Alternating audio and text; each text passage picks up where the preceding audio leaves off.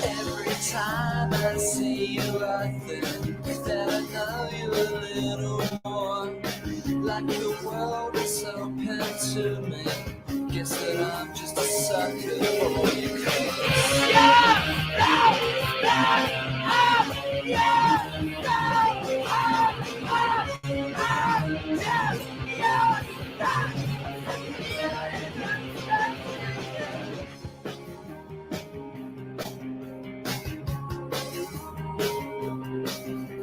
Every time you see me, I know what you think, it's so obvious.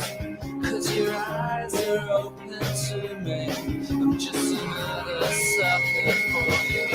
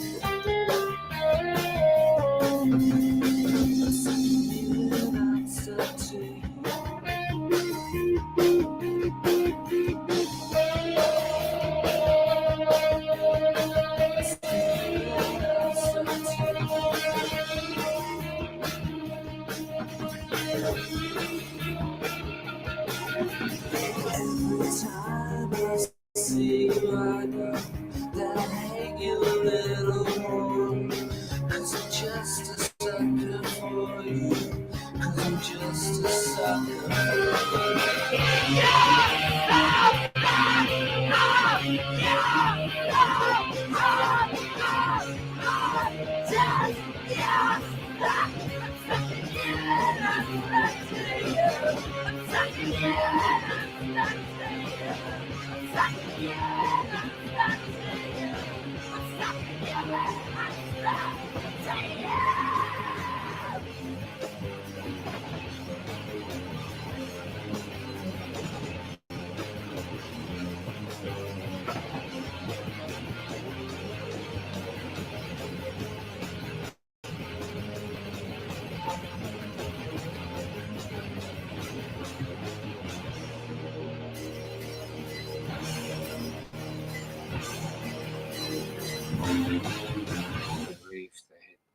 Like steaks and other things. Hello, everyone, and welcome to Don't Hate Mondays. Well, what is Don't Hate Mondays? Don't Hate Mondays is a show to make your Mondays feel a bit more better. Because, like, if Monday starts with, like, don't want to get up and go to work, put the alarm on snooze, right? Like, hit that snooze, 15 minutes, 5 minutes, and it's like, damn, too late. And you're rushing out the door, and then you get to work and it's stressful. It's the Monday-itis thing that goes on. But then you come home, have dinner, and you chill out, and we talk about movies. And that's basically what this is. We talk about movies. And today's show is basically with my guest, Adam Evans, who is a horror buff and also a movie buff. Like, he knows a lot more movies than I do, especially like sort of like the older movies. Oh, I haven't watched a lot of the new ones lately. I've been bored with most of the new ones I've seen. So we're going to be talking about a lot of classic, time travel movies, especially in the sci-fi genre, because time travel always crosses over to horror as well, right? A few of them. Yeah. So first up, I'm going to look at a new one that's just come out on Netflix. So you guys can, if you have Netflix, you can go and check it out. It's actually an anime.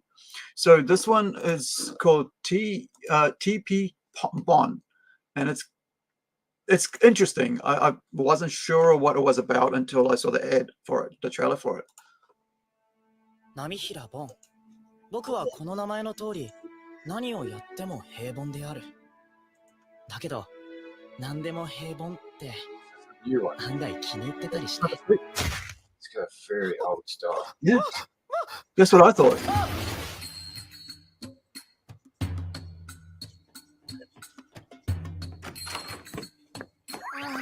やっぱり間に合わなかった。巻き戻していくしかないわね。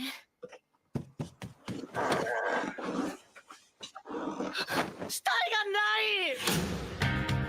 It was like the タイムパト 1980s ロー style ル、ビー thing. ムストリーム。 That style of manga.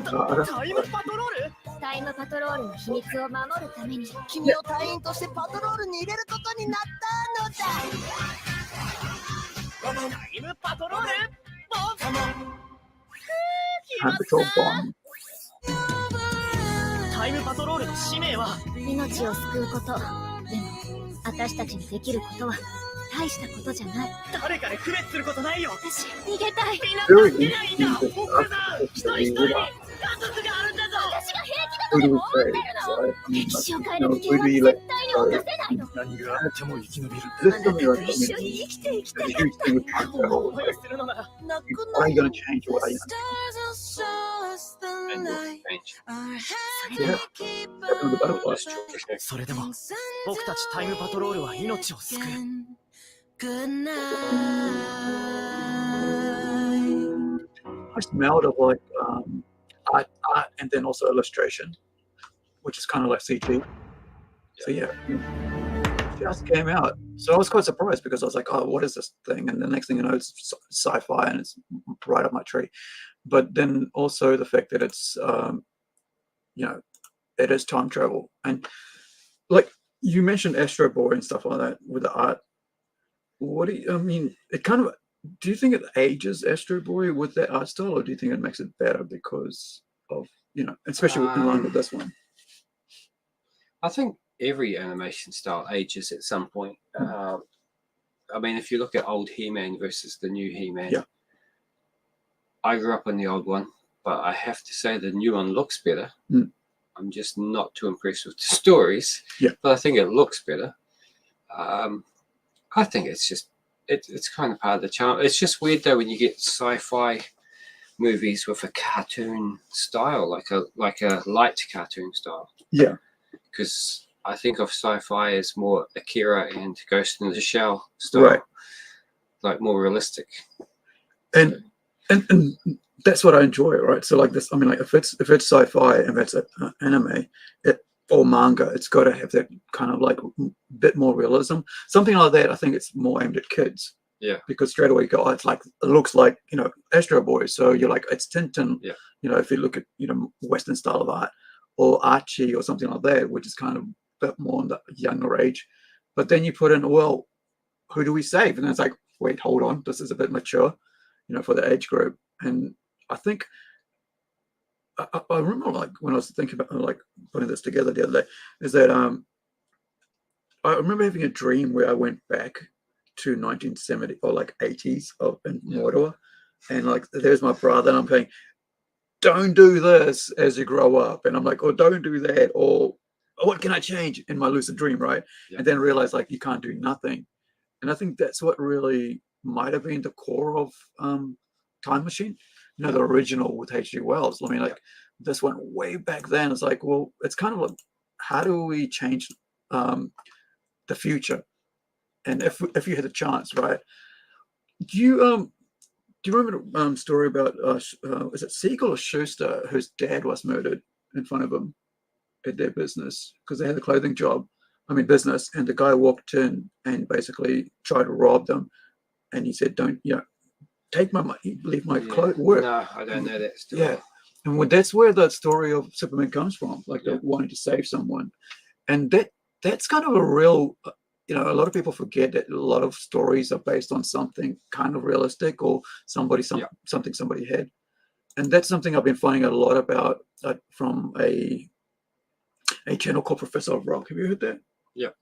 I mean, like learning about where that song came from or how that song came to be, who was involved, how they created it.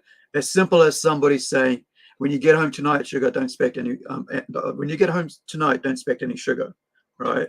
It's from Bachman-Turner Overdrive. And you're saying like the guy had walked up and he was going to take him out because, you know, this is during wartime, Vietnam thing. And his girlfriend turns to the guy who's trying to beat the other guy, but you should be working for work. And if you get home tonight, don't expect any sugar from me.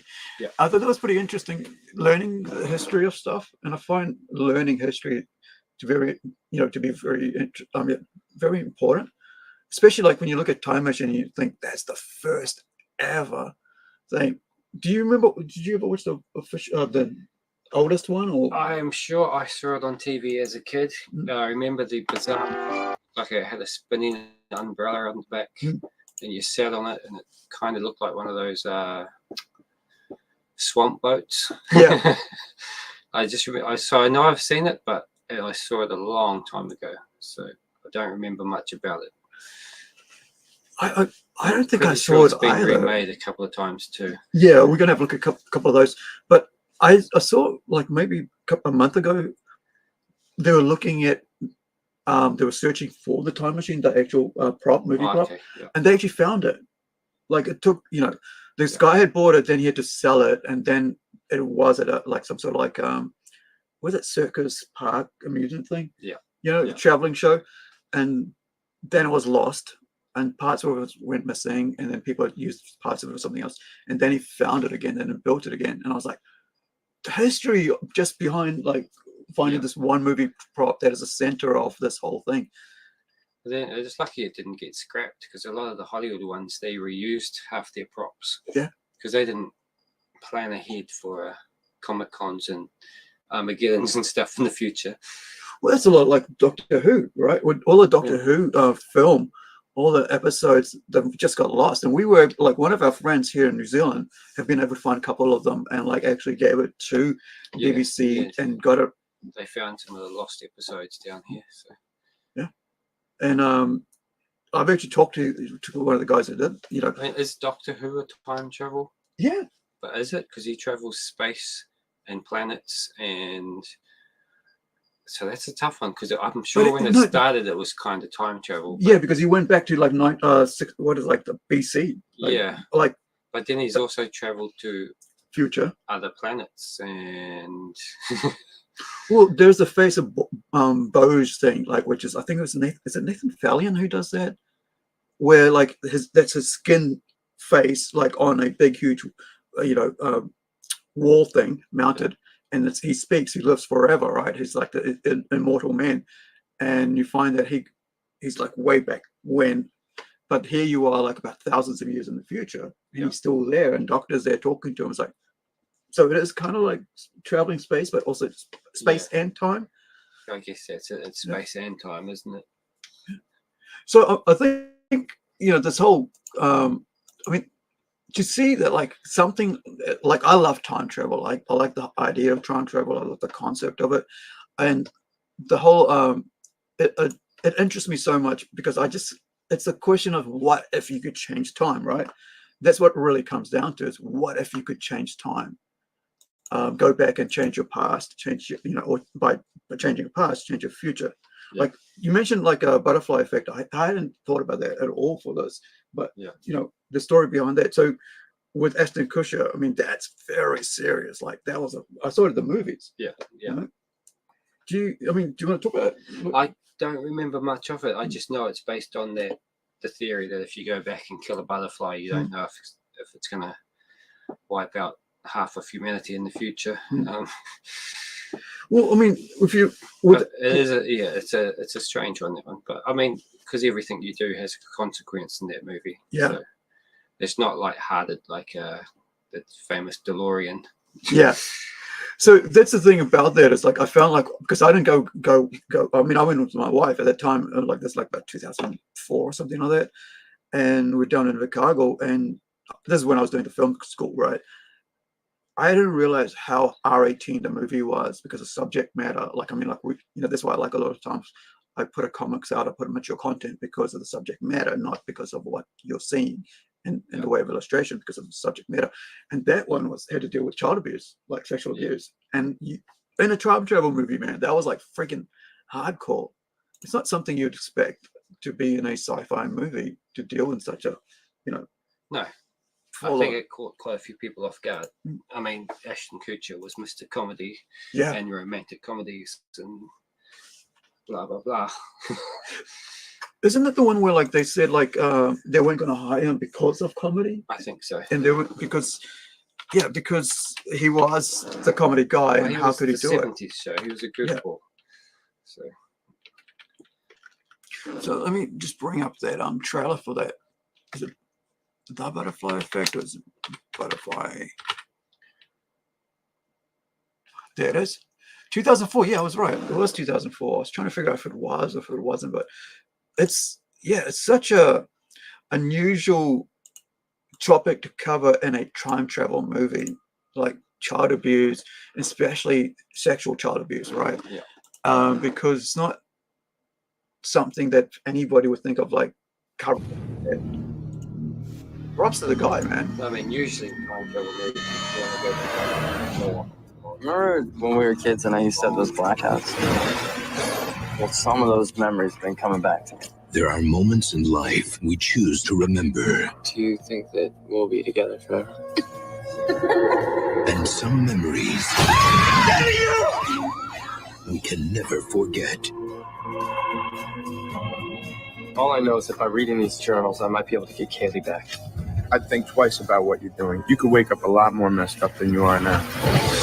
I haven't seen results like this before. But what if you could go back in time? You are completely relaxed. Think of it like a movie. You can pause, rewind, or slow down. Could you save the one person that mattered the most? Honey, are you all right? You? Incredible. I lost you once, and I'm not losing you again. I mean, you never lost me. What are you talking about? You got a nice life. You stay away from us. It's been a while since I could. What about Kaylee? Is she all right? If I go back to the beginning, I might be able to save her. Just tell me if you see anything weird. Weirder than this.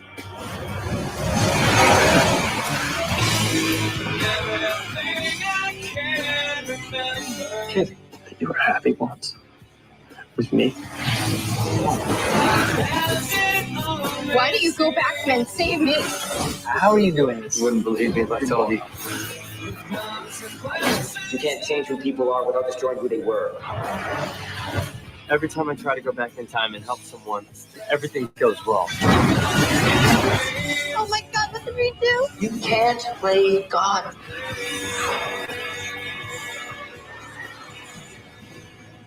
The Butterfly Effect. Go ahead, do the voiceovers. Yeah, it's such a. I mean, like, I've only seen it.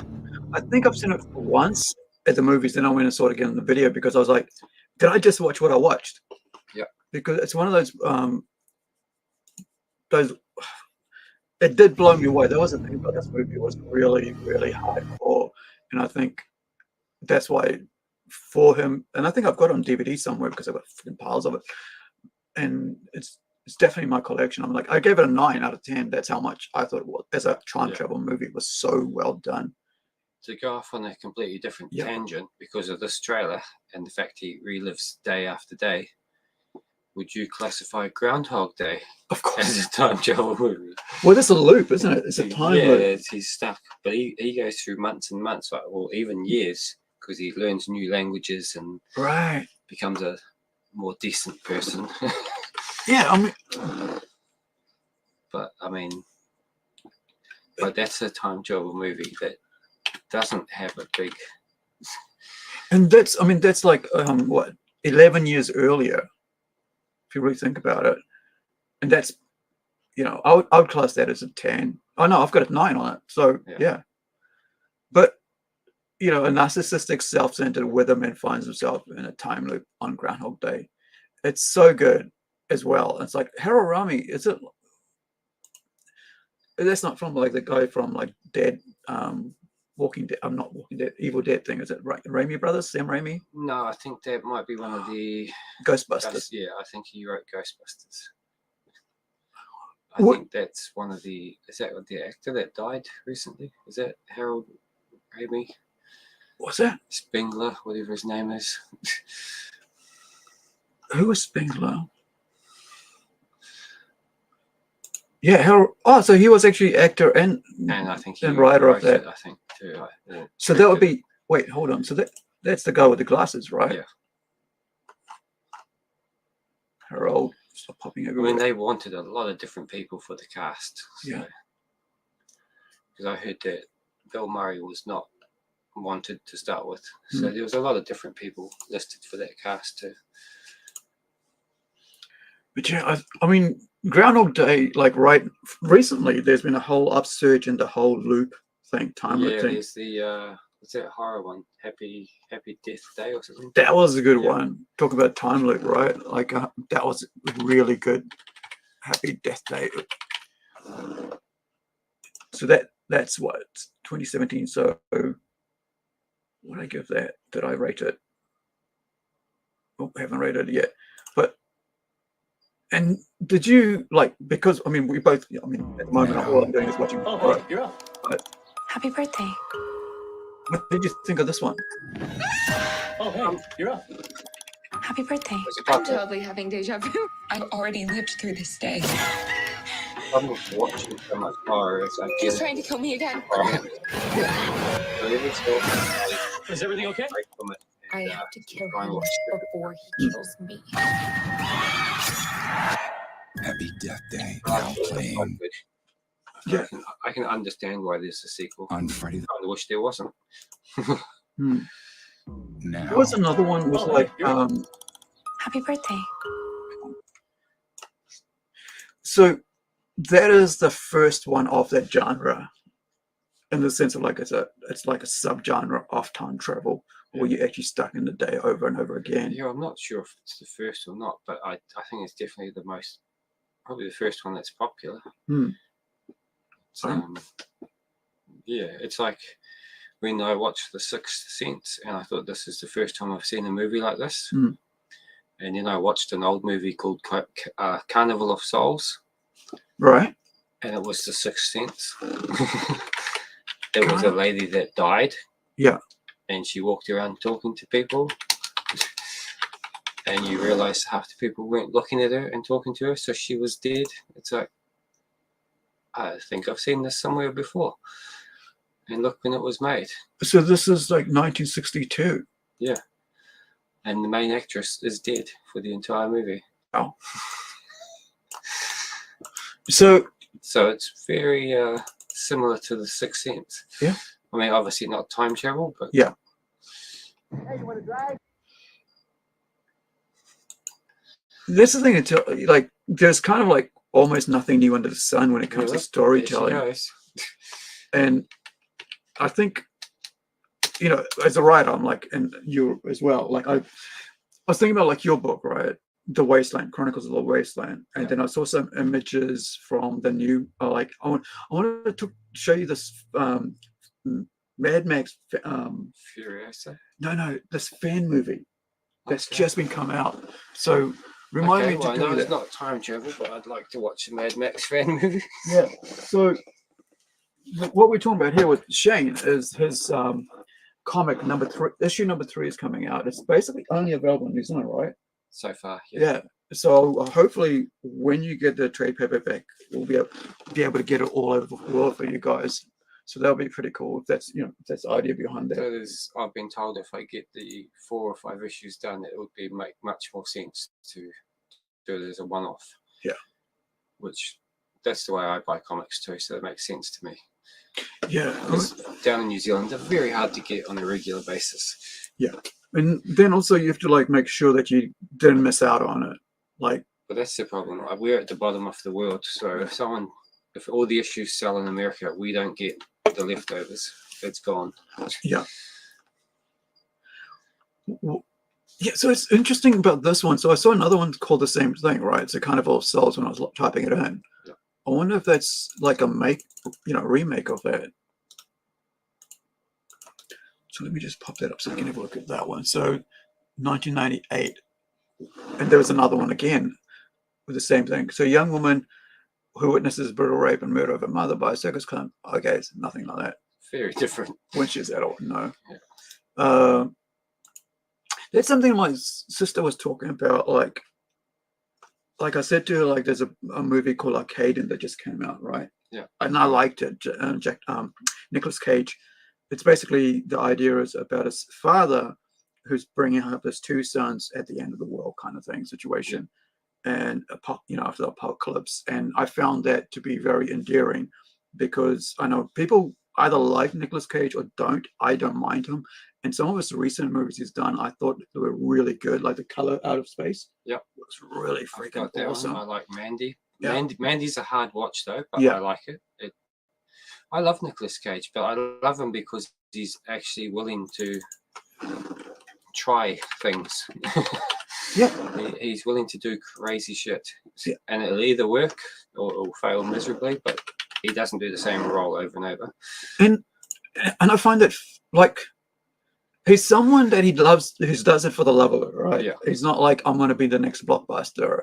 And so I give it a 7. I like he hasn't got like a lot of presence in the movie, but his, like talking and all that, but his presence in the movie is enough to drive the movie to a story, because it's pretty good.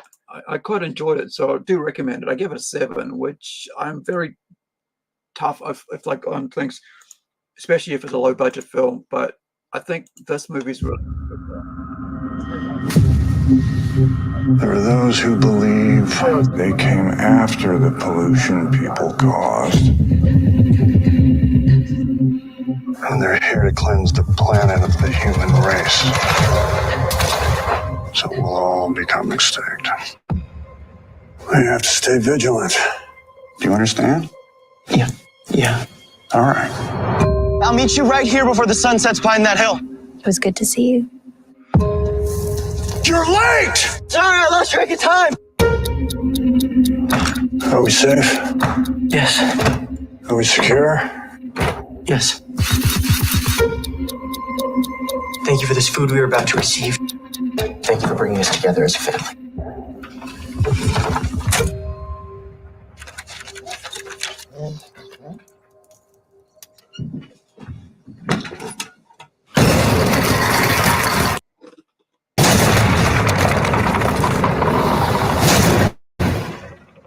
I don't want to hide from them anymore.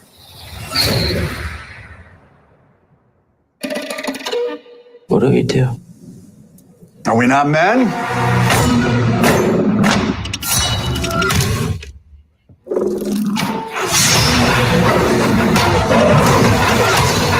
What are they doing? They trapped us in. They're crawling up from underneath us. They'll break in any second.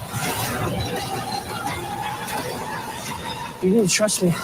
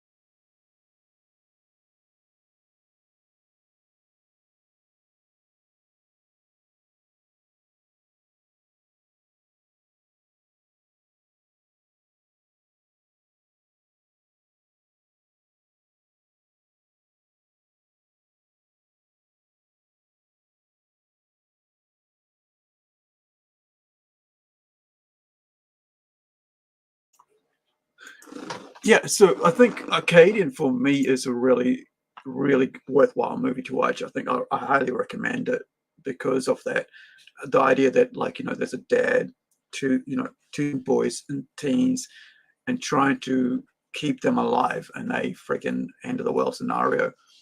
And I don't think anybody, if you see it on streaming, whatever, watch it. You're not going to lose 90 minutes of your life and go complain about it, because it's not even a popcorn movie. You know how like popcorn movies you turn your brain off? Yeah. This one, yeah, I didn't even feel like turning my brain off. I thought it was really interesting. It's got a slow, interesting drive to it, but also speeds up really fast as well. But it is it doesn't give away too much of itself, as like it allows you to think of what's going on more. But then it's like it's a lot of sacrifice in this film that I think that's what it's like a parent-child movie, because a lot of parents do sacrifice. Yeah. I mean, you're a parent, right? You do a lot of things to help your children, put them before you more than yourself. And I think that's what I've seen in my family anyway.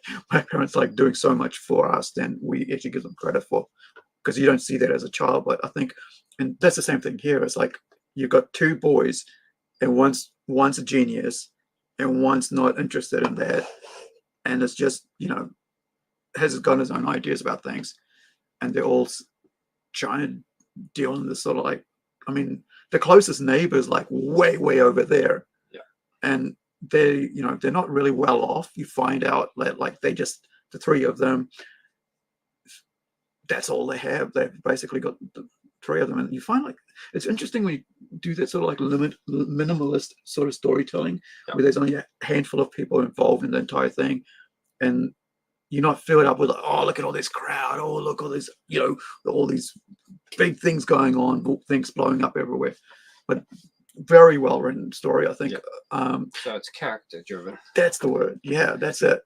So the guy who wrote this is I found out that he's a long-time collaborator of Nicolas Cage, and has him in a lot of movies of his. So you can see like Unbearable Weight of Massive Talent, Willy's Wonderland. Did you watch Willy's Wonderland? Yeah, I liked it. You thought that he would be a scared victim, and it was completely the opposite, which is what I liked. It went against what you expected, and it was short and sweet. So you're not going to be like, oh shit, there goes 3 hours. Yeah, and this way I think like a 90-minute film that is not a lot of money involved, that is done with a lot of care, because people are just like, hey, we only got a limited budget. Let's do the best we can. From what I've heard, people like this one more than the Five Nights at Freddy's, which is a similar movie. Right. So, yeah, it only cost 5.5 million. Yeah. Imagine that, man. A movie made for that much. And like worldwide gross, you don't whatever. A lot of times that doesn't really mean anything anymore, because now you got streaming, more people are watching it. But not only that, a lot of people back then were buying, DVDs and stuff. Now they don't even put out DVDs, and that's only about 3 years ago, right? Yeah. Now they're trying to get rid of DVDs and stuff and Blu-rays. But it's a very interesting movie. It's like it switches itself on itself. Yeah. Now if we're going to go back to the time travel, I had a random thought. Yeah, we mentioned Doctor Who, right? What about Quantum Leap, the classic TV show, right? Because there's a lot of episodes in that where he's gone back in time. Yeah, obviously cheaper and easier to make if you go backwards than going forwards. One of my favorites. Theorizing that one could time travel within his own lifetime, Dr. Sam Beckett stepped into the Quantum Leap Accelerator and vanished. Take a leap into adventure with every season of Quantum Leap. Yes. TV's extraordinary time travel series on DVD. I wish you would stop doing that. Enjoy every episode of this electrifying, innovative program. I could use a little help here. I can't help a hologram. Nominated for 31 Emmys. Oh, wow. It bends the rules of time and space to bring you one of TV's most unpredictable shows. Bingo. Starring Golden Globe winner Scott Bakula. Oh, boy. And Golden Globe winner Dean Stockwell. I've seen things that would curl your hair. Quantum Leap. Rediscover one of the greatest and most critically acclaimed sci-fi shows of all time. Seasons 1 to 5 are yours to own on DVD. They only made 5 seasons. I thought it would have been longer than that. For 31 Emmys. Groundbreaking. The other one I just thought about, like they did a 12 Monkeys, right? If we're talking about, like, Oh yeah, where they try and change the history. yeah. So they had the 1995 movie, then they had the 2015, 10, was it 20 years later? I quite enjoyed this actually. Like it really expanded on the lore, but then there's some parts of it was a bit weak. But then there was like a sequel to it or something. Yeah, it was. They took on the whole idea of like sci-fi. who was the 12 Monkey people. Sci-fi, okay. So yeah, 3. I think that's 5 seasons or something. Let me see, 4 seasons. Yeah, it was. I kind of enjoyed this. Like I thought it was pretty interesting because I was looking forward to it because that's the only kind of like show that was on at the time, and so you're able to see so much more behind the scenes of what could have happened and that that you didn't miss out on. There once was a serpent who only traveled one direction. Always forward, never backward. Until one day, the serpent came upon a demon. The demon cursed the serpent, driving him insane, causing him to eat his own tail. The serpent was blind. But there were those who could see,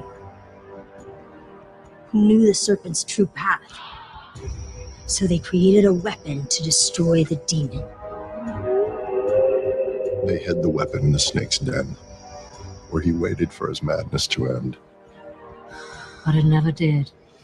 For the seers discovered that the only one who could wield the weapon was the demon itself. And so the serpent was doomed to circle in madness. Forever.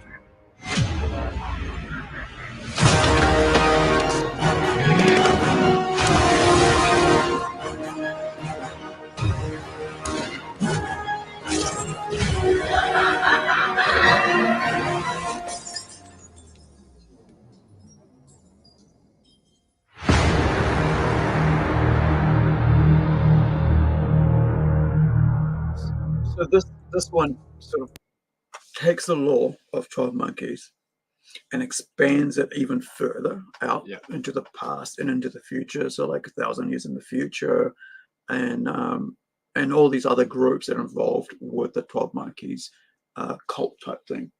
And so it becomes more like a religious element of these, these followers of this who released the 12 Monkey, the poison or the pandemic. And like, I think if you binge it, you might not appreciate the nuances in it. Like because I was watching on a weekly basis, and because with the Bruce Willis movie 12 Monkeys, I love that. And plus, it was based on the Spanish movie, right? Yeah. Was it also called 12 Monkeys, or was it called something else? I'm not sure. I heard it was based on the Spanish one. I never looked it up. I was trying to figure out if I'd gone. I watched that at the cinema, so that's how long ago I saw it. So. 1995, so that's 30 years almost, isn't it? Yeah, almost. Shit. I think I might have watched it at the cinema as well at that time, so it was 95. Yeah, because we were at art school then, 95. Around there, yeah. Yeah. So and also movies were actually populated back then. That's the thing. There was hardly any sort of, there was no streaming and stuff. So Jerry Gillum, who's the director of that, said he was afraid that Brad Pitt wouldn't be able to pull off the nervous, rapid speech. He sent him to speech coach. But in the end, he just took away Pitt's cigarettes, and Pitt played the part exactly as Gillum wanted. So, yeah. Full of Gillianism, empty of Willisisms in a good way. So where is so it should say it's in the trivia here what it's based on. 2035. gosh, where is it? Was it trivia? $168 million of a $29 million movie, man. That's a huge blockbuster for that time, 30 years ago.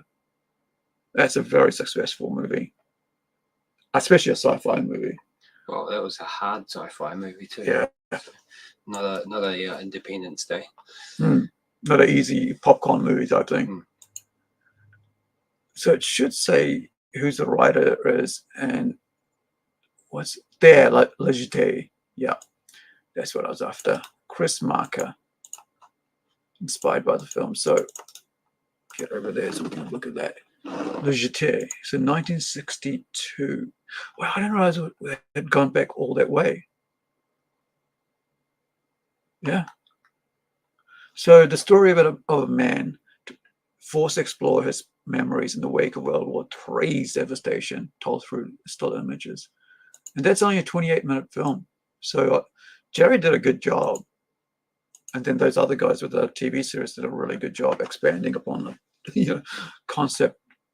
And unlike, like you just mentioned, Quantum Leap being like totally being, trash with the new remake. Yeah. That was, I didn't feel like that about the 12 Monkeys TV show.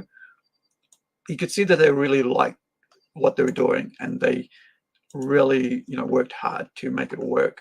Because there was a lot of concepts at work in this. Not only did you have the cult of the 12 Monkeys, not only did you have a person who was living, had lived through that, and then also all these other people who are constantly trying to figure out how to save the world while somebody else is trying to destroy it. And it's, especially like, just before the pandemic, right? It ended just before the pandemic with 1990. So it was a good film. Now, one of the classics, of course, like is Terminator, right? And then the other side of that, Terminator being R18, and then Back to the Future being PG. Yeah. But yeah, I mean, for me, a perfect film, but like Godfather, or like Blade Runner. Yeah. Right. Perfect film, perfect 10. And James Cameron.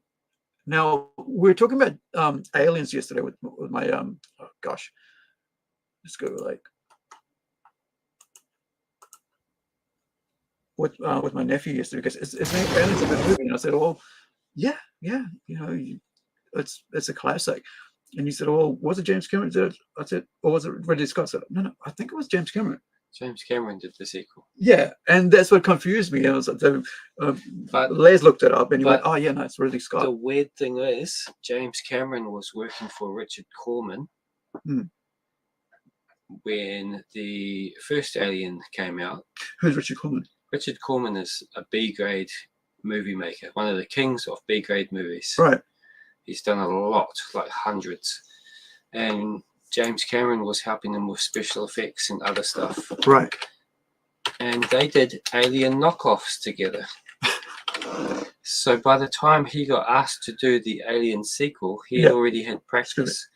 Because they said if you watch his Corman movies, there are elements from each one that he takes into Aliens. So he's like, he watched his own movies, saw it worked. Is it Coleman or Corman? Corman. Like C-O-R. Yeah. Oh, probably come up. But yeah, carry on. He used elements of each of his B-grade movies that he liked in Aliens. So basically he had practice before he made the sequel. But he knew one thing. He knew that he couldn't outdo the Ridley Scott horror in space. So he decided to make an action movie in space. Right. And if you look at, if they give you a list of half his movies, there'll be thousands. Things like Piranha, I think he did. There's probably a better way to look at it, just by looking at Piranha. He did so many. Like 1972. But yeah, so this is the classic. I'll be back. The Terminator is back.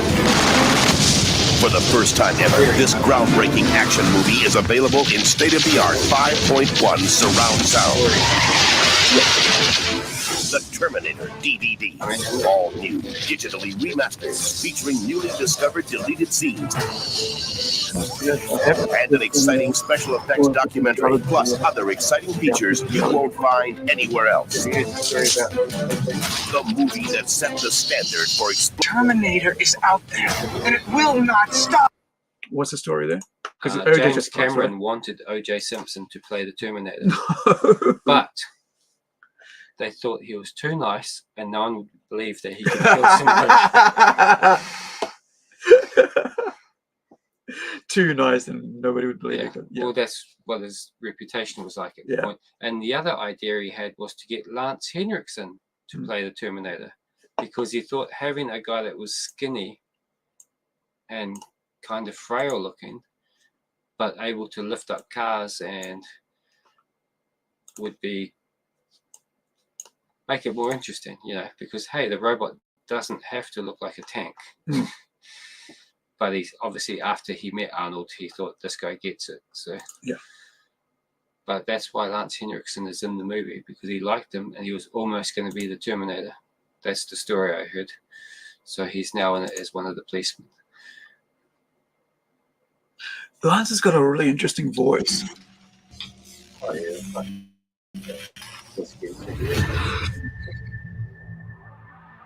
He was so good as well. Look at him, like 82. Yeah, he lost weight for Come with me if you want to live.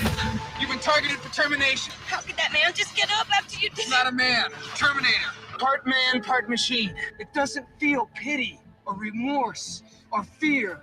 And it absolutely will not stop until you are dead. Always somewhere.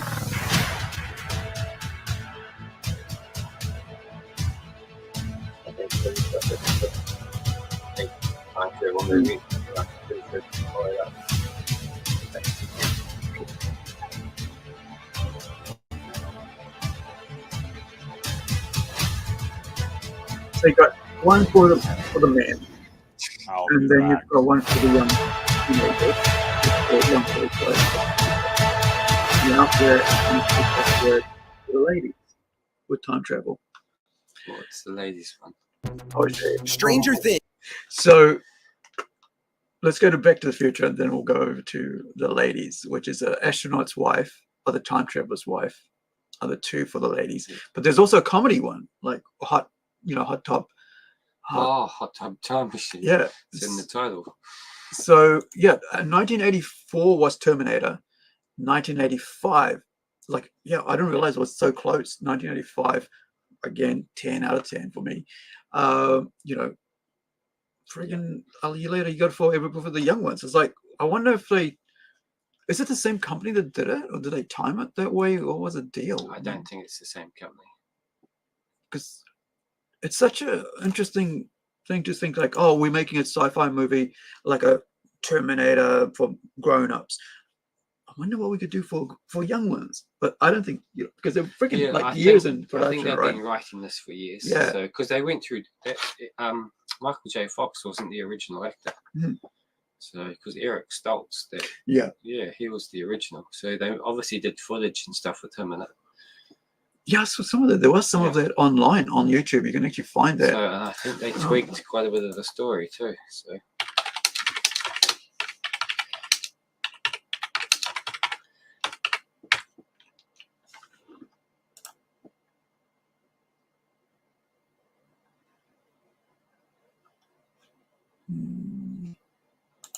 Okay, so here's a bit of Eric Stoltz, right? Maybe it's in the credits. And let me just bring that up so you guys can see that Eric Stoltz, Back to the Future. Slacker too.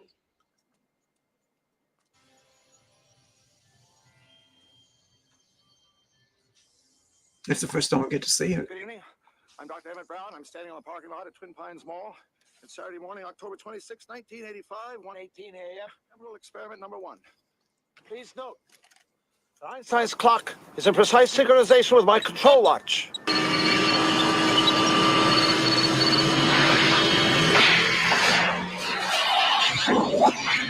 did I tell you? 88 miles per hour! The thermal displacement occurred exactly 1:20 a.m. in 0 seconds! Calm down, Marty. I didn't disintegrate anything. The molecular structure of both Einstein and the car are completely intact. The flux dispersal. Look out! Oh, you loud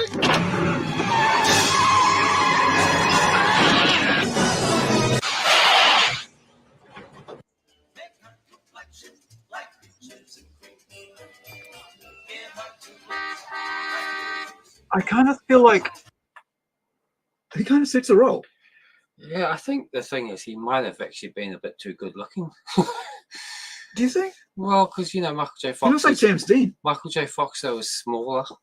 So, you know, when you're getting bullied and stuff... That's true.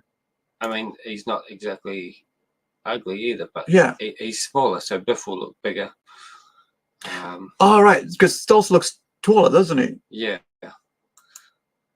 I don't know if he is, but he looks taller. Yeah. Like, I mean, he looks like a young James Dean. Or am I wrong when they're saying that?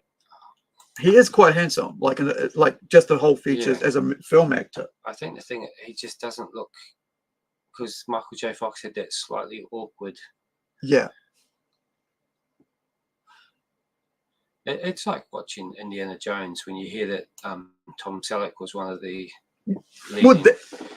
leading people. It's like, you just can't imagine. No, that that one I can imagine Eric, but I can't imagine Tom Selleck. Yeah, but I don't see any reason why he wouldn't have been good.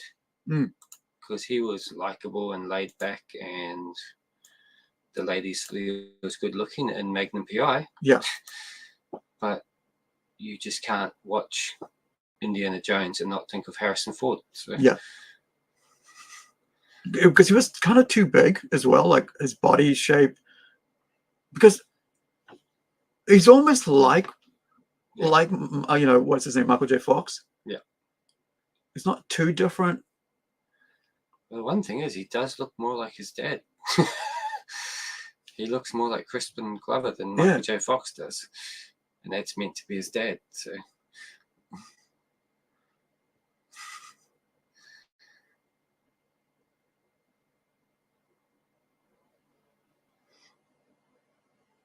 All right, you'll never know.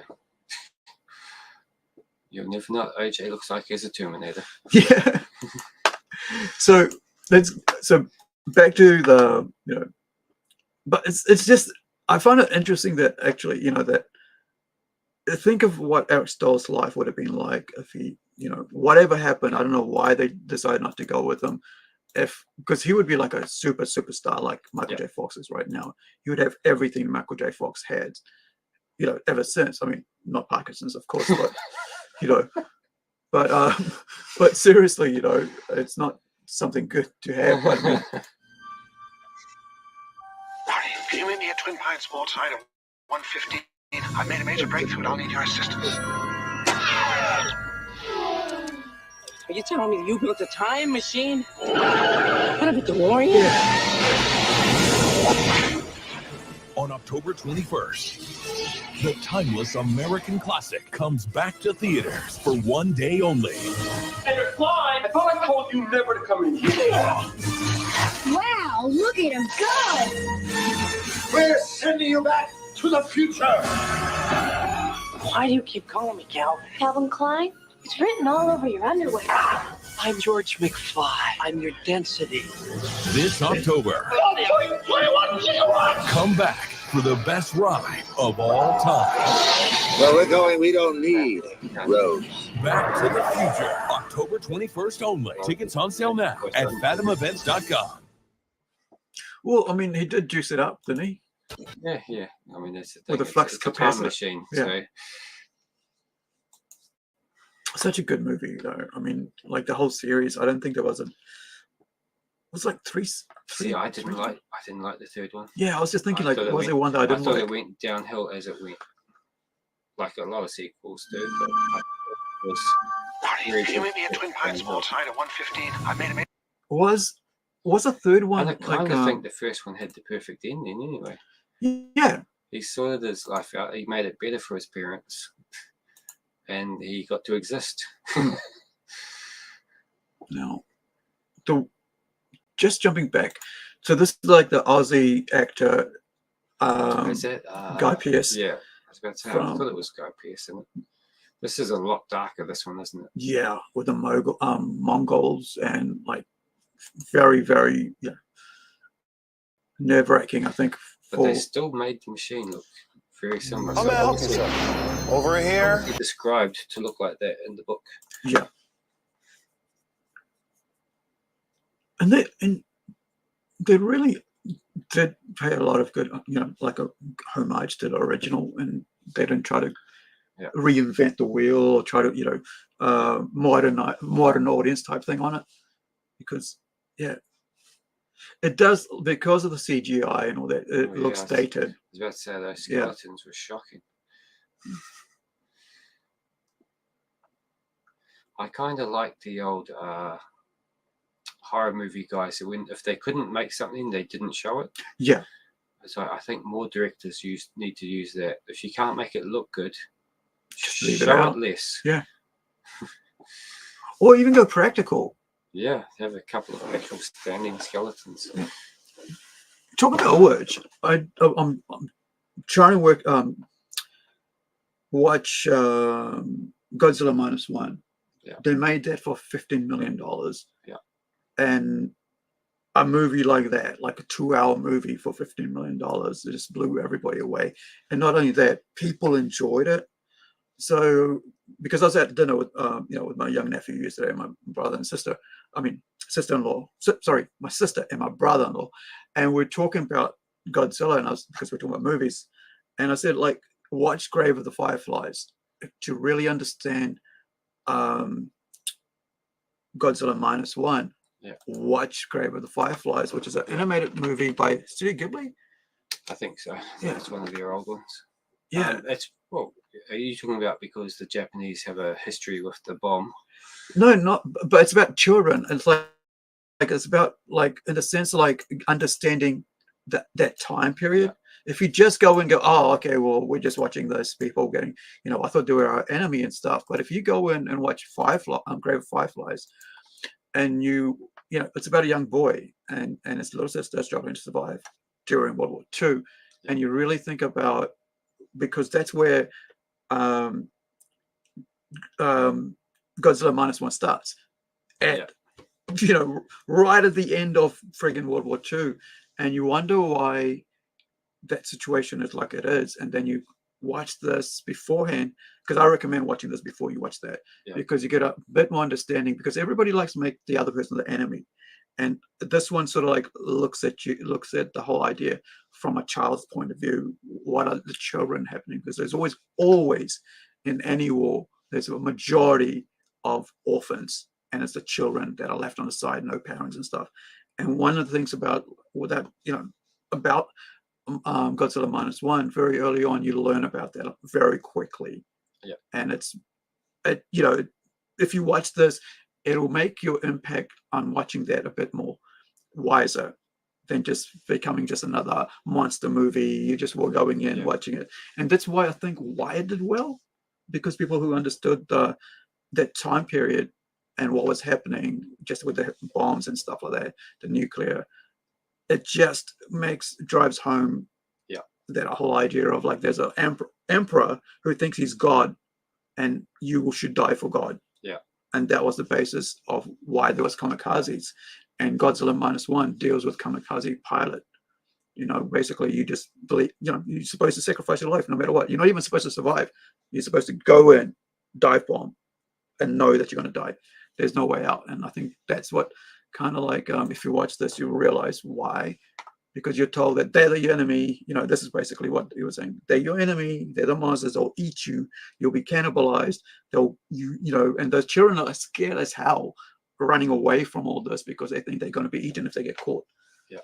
And so that's why I think it goes hand in hand for me, I reckon, in my understanding, for the Grave of Fireflies than Godzilla -1. Okay, so you're talking about the psychology. Yeah, because that's a lot of things in Godzilla about psychology. They said in the Vietnam War they would play extremely racist stuff to the troops. Yeah, and they're like, why would you do that? You know, and it's like, well, you want them to actually think of the enemy as less than human.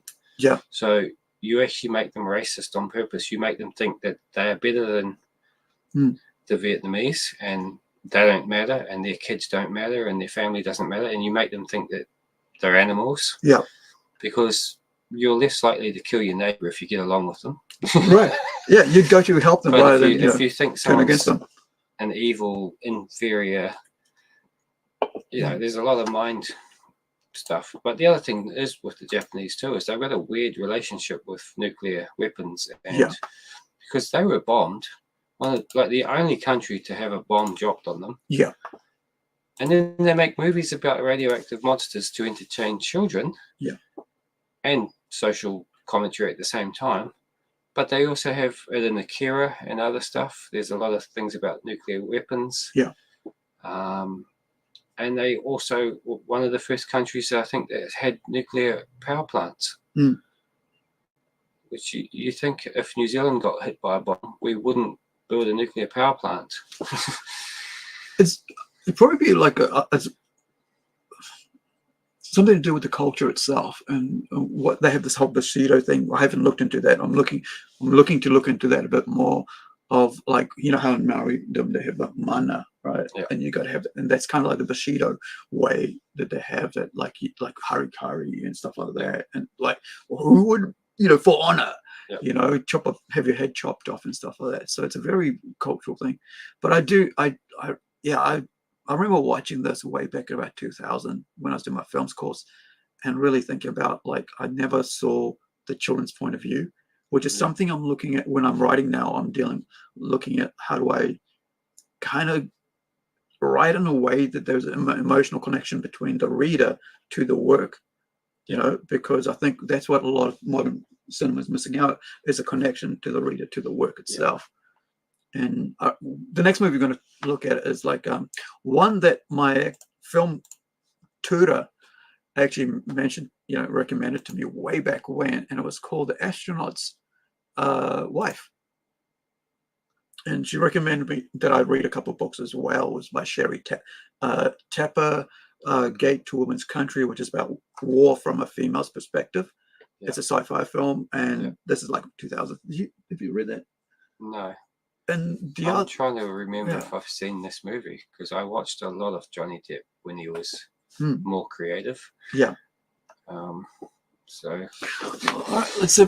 I'll bring this up. And there was another one that they did was like recently, which was, what was it called? Handmaid's Tale.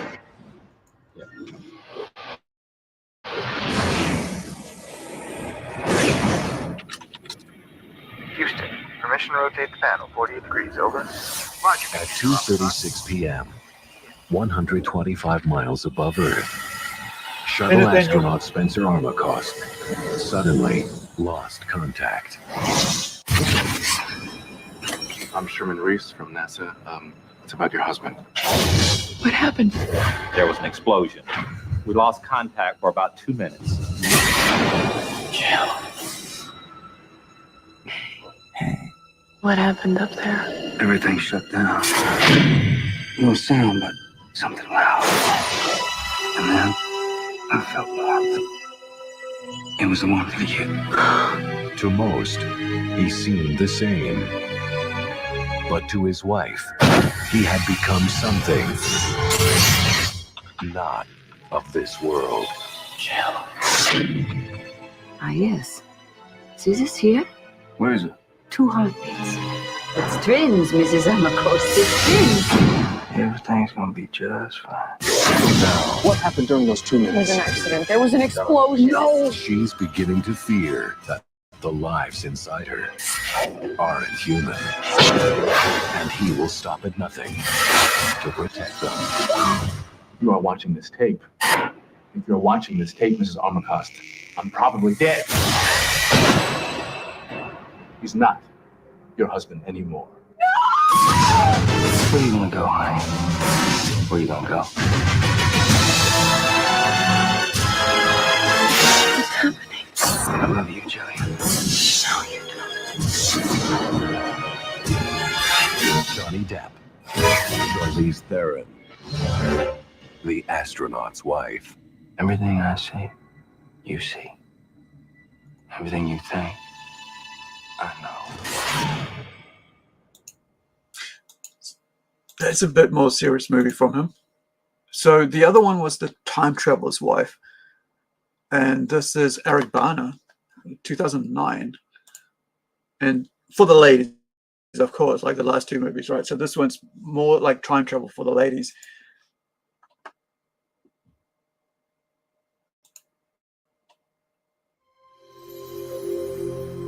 I've known Henry since I was 6 years old. I remember the first day we met. Travel through time. In fact, you and I are friends in the future, when you're a lady.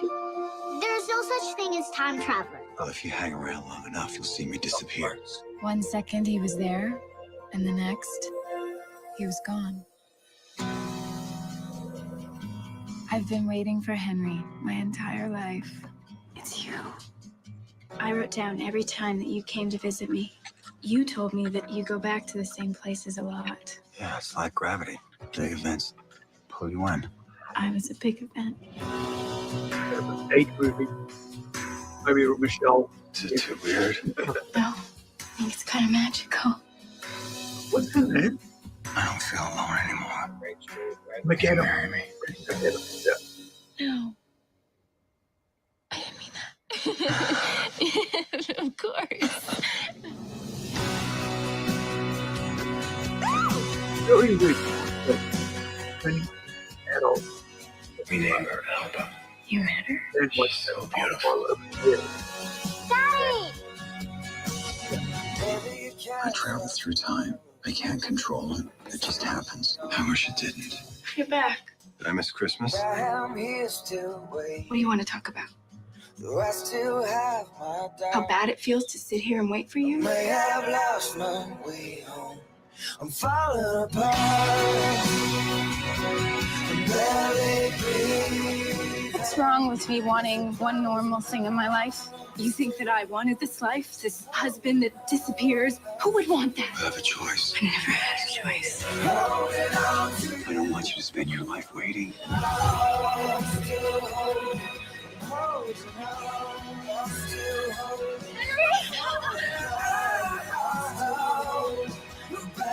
I wouldn't change 1 second of our life together.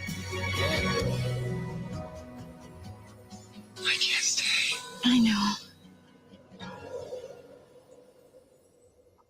So that was from, what year was that? Like 2009? Yeah, 2009.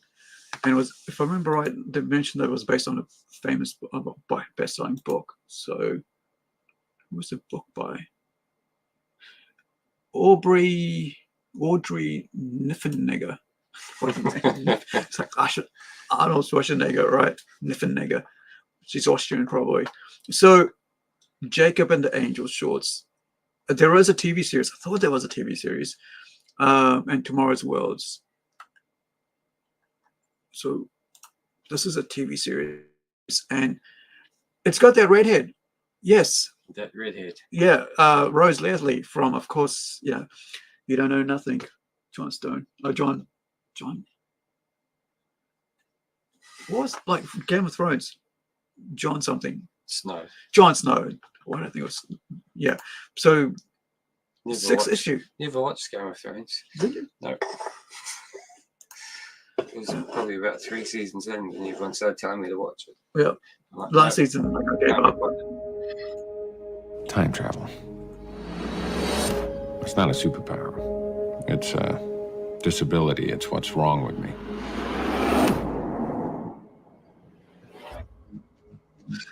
It's a bit like butterfly effect. We just disappear. Can I help you? Henry. Sorry, I don't know. Claire. So we've met then. Yes. She's a good actress. question. We just happened to each other in the wrong order. Any hobbies? I'm your future wife. Your day will. The three things I got good at to survive. Running, fighting, and stealing. The danger isn't the worst. Christmas is the worst. There are days he keeps going back to. I can't control it. And I hate to be where she's not. I'm always going and she can't follow. This is me changing the future. I have tried to change it. Trust me. You can't.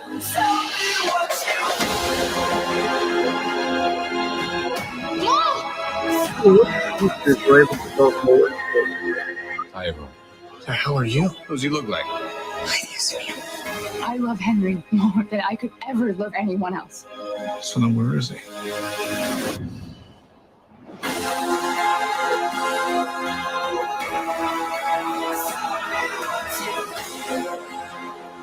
I don't have very long. Nobody has very long. How's it going? No. I love you. Why is love intensified by absence?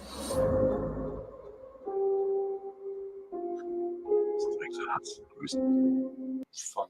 That's the word. I couldn't think of what it was, but yeah. Time travel. This whole,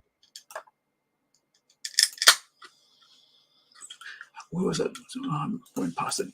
So it's 6 episodes, right? 45 minutes. So they would have really delved into, like I was saying, like the story more because he had more time to deal with it. Like, yeah, that's rather than, what was it? How long was the other movie? I think it was like 90 minutes or something. Hour 40, yeah, just over 90 minutes. So, yeah. And you saw like in this one, you don't see the friends and family and other things that are happening, whereas the other one you could actually see a bit more. That's what I think. Like when they really expand on novels into series, it actually is a better, Yeah. Whereas you're just getting a big chunk of all the action scenes, all the most important scenes in a movie that you aren't, don't see in them. You miss out a lot in the in that by not reading the book or something. So it's good that I had that. I wonder what was the rating on that. I should have checked that because and then we'll finish off with Interstellar because I just realized that Interstellar kind of feels like that as well. Or am I wrong? Can't finish off with Interstellar. You're going to add one more. Which one? The New Zealand one. That's right. I forgot. Right. So, yeah. So that no one will have seen. So 7.7 for the TV series, right? And then it was 7.1 for the movie. So the TV series is much more loved than the actual, even though, yeah, I'm about pretty close in that. Now, let's go to Interstellar, and then I will go find the information about the movie. New Zealand movie, since it's New Zealand Movie Month, hold on. I'll go find information about this because Interstellar is basically kind of similar because of that whole aspect of he's alive in the future, but he's also in the past. It's very interesting. Yeah. Did you watch this? I have, but I don't know how obvious a time travel movie this one is. I think it's more. Doesn't he just kind of go missing? Travel to space.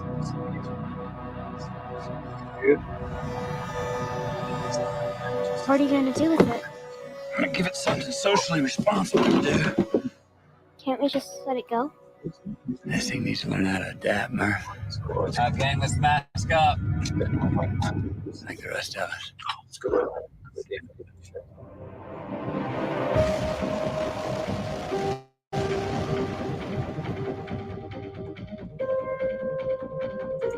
This world's a treasure, but it's been telling us to leave for a while now. Your daughter's generation will be the last to survive on Earth.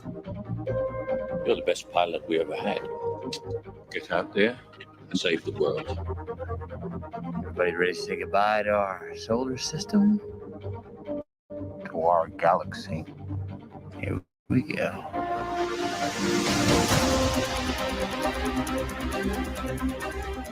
We're here. We want to get down fast, don't we? Actually, we want to get there in one piece. Hang on.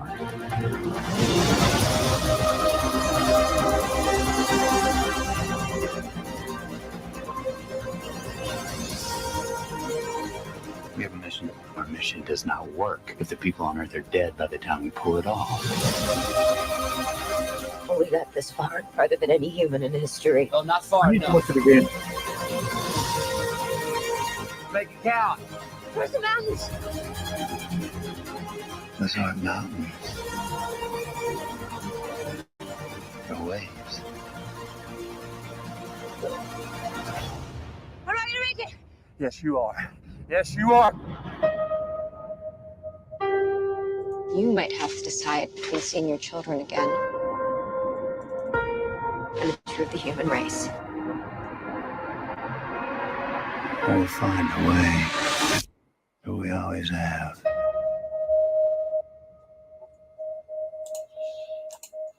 Yeah, I'm gonna have to watch this again. It's been a while since I saw it, and of course, it's a very, very highly rated movie, 8.7. And I almost forgot we were gonna talk about because 23rd, right, of this month is Furiosa. Is it Furiosa? Yeah, coming up. So the Mad Max without Mad Max. yeah. So recently, like only yesterday, I only found this out about yesterday. I was watching one of the guys that I've interviewed on our channel called Richard Meyer Burnett. He's got an awesome YouTube channel. Please check it out. A great guy, film buff, like works in the industry, has worked on like Narnia, make behind the scenes sort of documentary and type thing. So this is called Hope and Glory, a Mad Max fan film. So Mad Max returns in Hope and Glory. In exchange for gasoline, Max takes on a dangerous rescue mission. Disclaimer: this is a fan film. No profit is made with this movie. So imagine, that's the thing about fan films. There's nobody's making anything of this. Yeah. Right. It's just for the love of the work and love of the storytelling. And a lot of people, creators do that. Like fan artists, like all they do is just create fan art for characters. There's nothing wrong with that, and I think sometimes it's really awesome because you are doing it because you just love it, right? You're not looking to get anything back out of it. Of course, like fan art, you can sell and stuff like that. In this case, you're not selling this work because you're not allowed to. You don't own the copyright to it. But here's the thing that they say, like over 3 years in the making, more than 275 filmmakers from 5 continents joined forces on this non-commercial project. The release of Hope and Glory is meant as a cinematic thank you in honor of what Byron Kennedy, Doug Mitchell, and George Miller created. Since we are really looking forward to Furiosa, we wanted to shorten the waiting time with our tribute and return to the wasteland. Now, the reason I was thinking about, like, when I saw something in there yesterday, I was thinking about this, right? Yeah. So before we get into that, can you tell me a bit about this, right? And what the deal, I mean, like, I've read this issue 1. I haven't got to issue 2 because I'm like, I want to read 2 and 3 together and then finish off with 4 in a kind of chunk. Well, the basic deal of it is I grew up on Mad Max, and I've always wanted to do a comic, and I read this article where a guy said it's easiest to write something that you'd want to see. So instead of doing something deep and meaningful and really artistic, I thought, I love Mad Max. I love things like Masters of the Universe. I love good versus evil. So it's kind of just a fun little romp. And it started off as a very Mad Max type story, but it does go a bit into horror. So it's basically a combination of all the things I love. I'm not going to say it's a deep and meaningful award-winning script, but I think it's fun and entertaining, and it's not just a straightforward story. I've added a few twists in there. So it's going to be a 4-parter. I'm up. The third one's going to come out in about 2 weeks. And then hopefully in about 3 or 4 months, the last part will be out, because I do everything myself. It takes a while. And yeah, that's the self-promotion. It's a bit of a Mad Max, slightly Master of the Universe, and a wee bit horror. Right. All the things I grew up watching. And that's why I kind of want to mention that in light of this movie, right? Yeah. Because you've got people who love Mad Max, and I grew up on Mad Max. Me and Dad, we watched like the first one, watched the second one. Thunderdome, because my dad's at the time, I'm sure he still is, a huge Tina Turner fan, right? So we don't need another hero. It's been like something that I've always kind of thought about. And then also when like There Goes My Hero, right, from Foo Fighters, kind of like almost kind of like a feel like kind of similar thing. But I'm going to put this link in the chat for this so you guys can check this movie out. But it's a 45-minute film, and look, anything longer than like a 5-minute, because I've done short films and I've done a feature film, right, about an hour and 50 minutes kind of thing. It takes a lot of effort for these guys to do it over 5 continents with 275 people doing it, involved in it. This is a huge undertaking for free, right? Not any profit. Nothing has been made off this, right? So I'm going to put that up, and then I'll put the links in the chat for everybody. Saying is that the oil price will... I had that muted. Let's go back to start.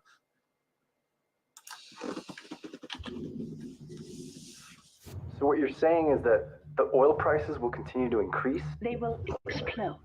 And there's nothing we can do about it. No electricity from major cities mark a new turning point. The cabinet is preparing for rationing for many years. South America, Asia, Africa. The rainforest is gone. We've lost the green lungs of our planet. Violent protests turn cities into battlefields. Depletion of vital resources. The attacks are getting more and more vicious. As oil and water panic, Irreversible arises, spiraling into chaos in the streets. This is the last broadcast. Good luck to all of us. The world as we know it does not exist anymore.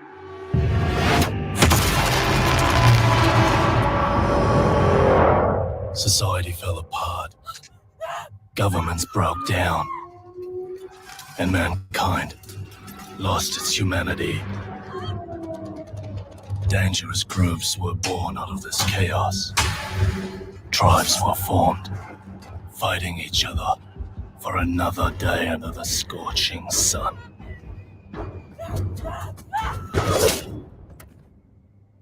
Every time I fall asleep, I'm afraid to see their faces. Every time I wake up, I fear to have forgotten them once and for all.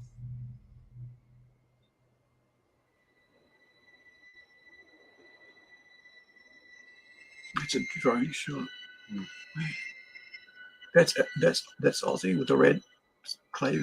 Probably, yeah. It's either a drone shot or some stock footage. Mm. Which we have to pay for anyway. Yeah. Probably a drone. They're getting cheaper. Yeah. Don't hide the car. I'm the cargo person.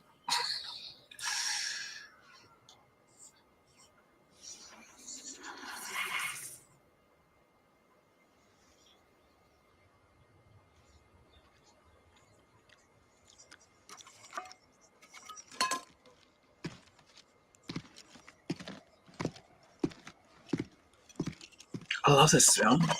I know that's folly, but that. Yeah. The sound work on this is really solid.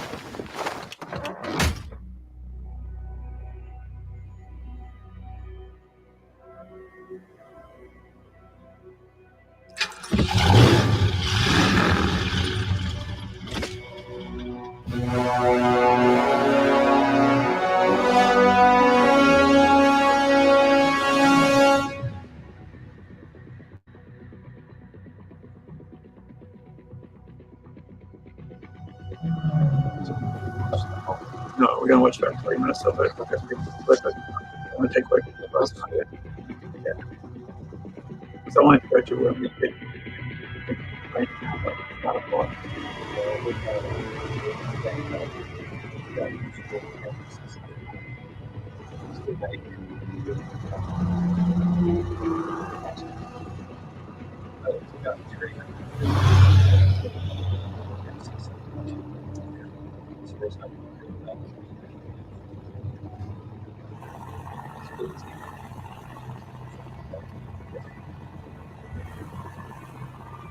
Creative Yeah, and like these guys already have, like, and for free. I mean, just for the love of it.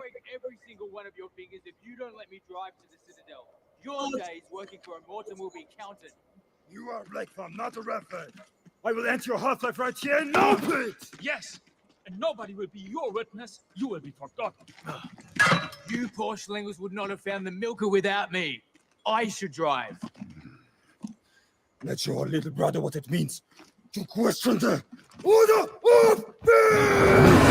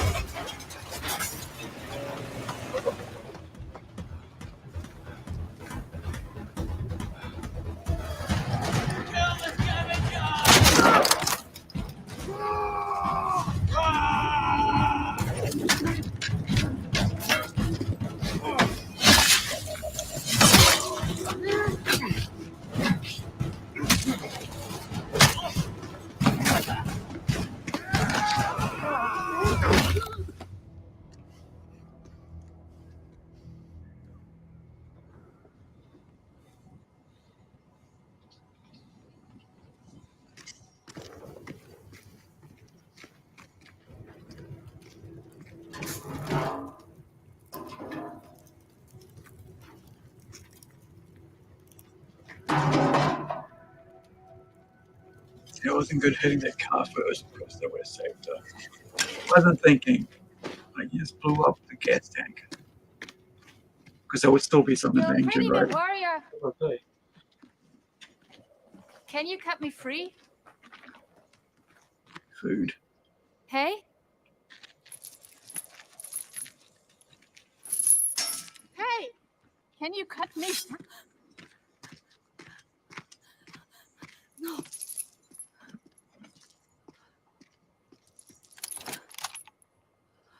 You need gasoline, right?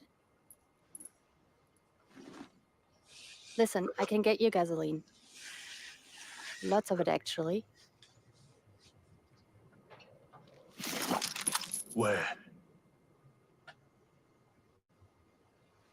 I can show you.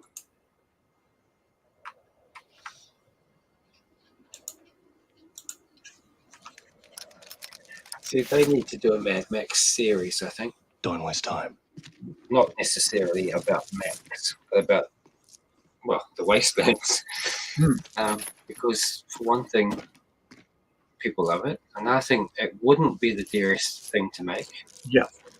Because you can find shitty old cars that you can turn into a tank. Right. There are people that make rat rods for fun. I'm sure they'd love to see their car in a movie.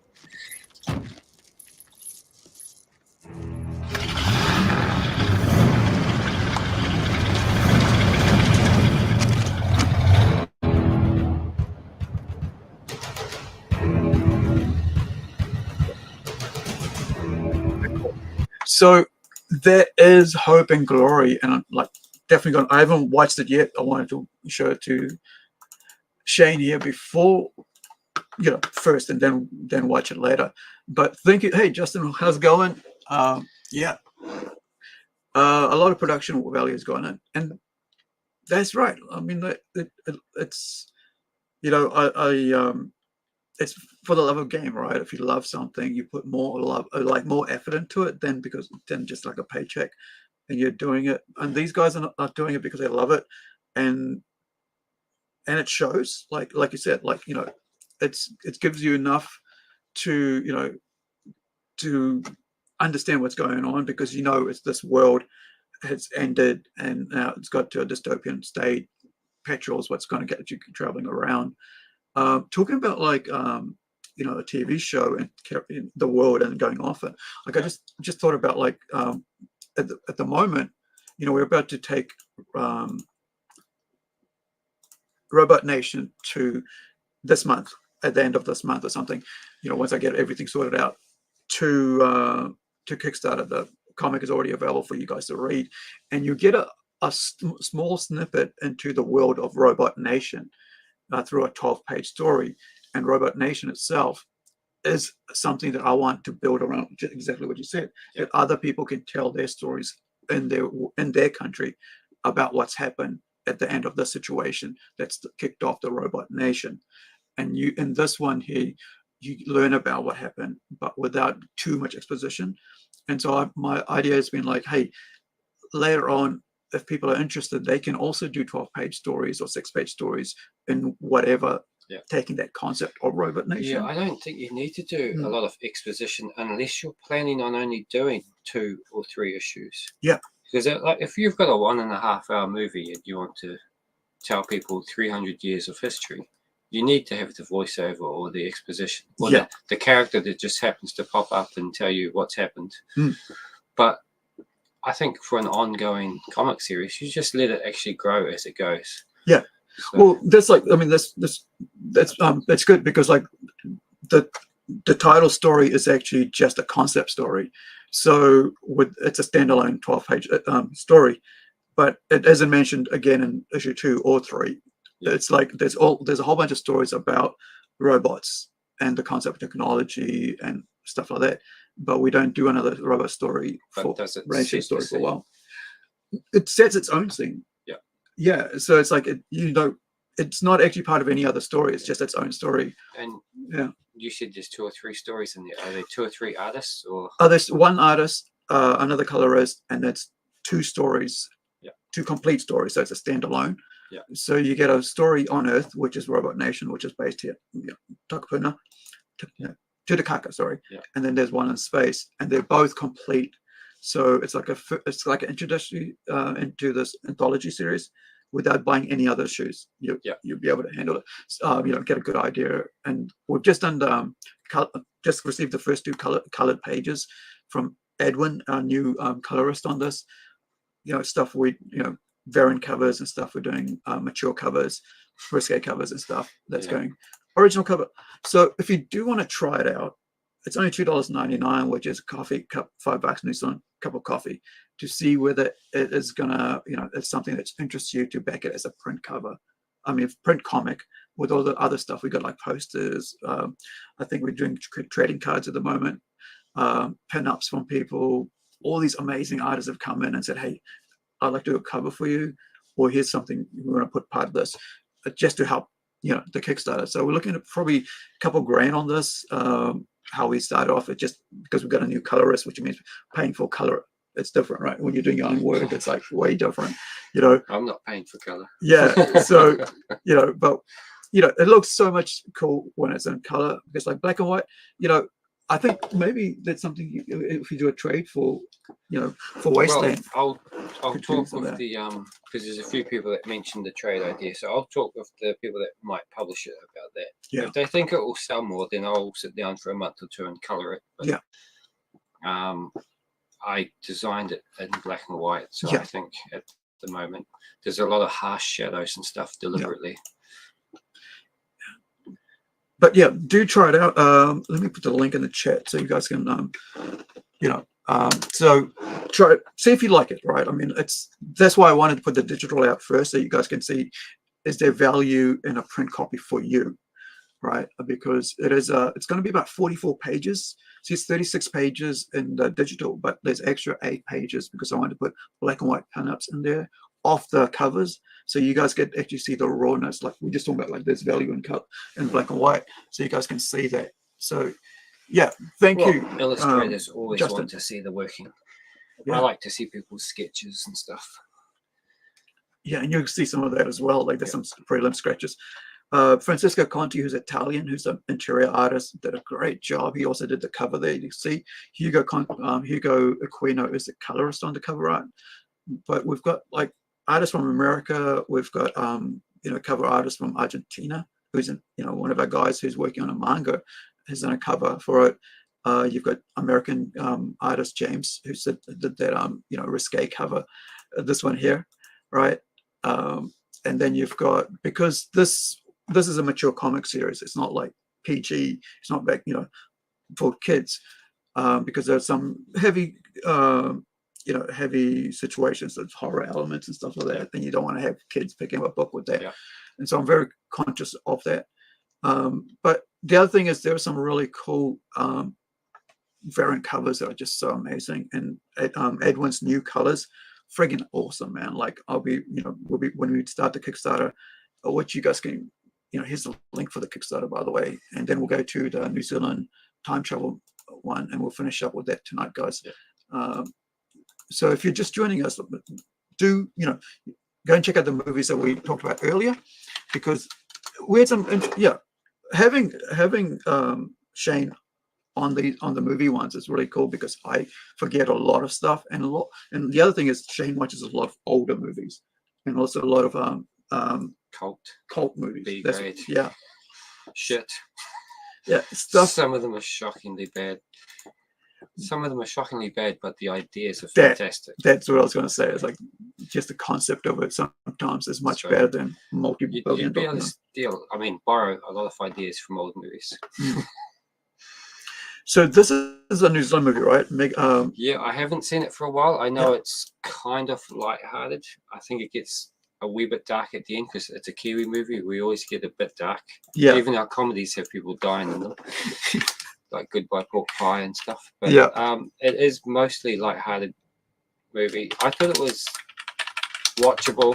I wouldn't say it's the best movie about time travel, but it's watchable. Yeah. I just like to watch underground things, and I saw this was a New Zealand film, so I had to check it out. All right, so let's go check it out. Here we go. So, never seen it, I don't think.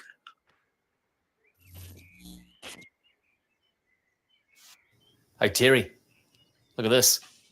Surprise, motherfucker. Oh, yeah.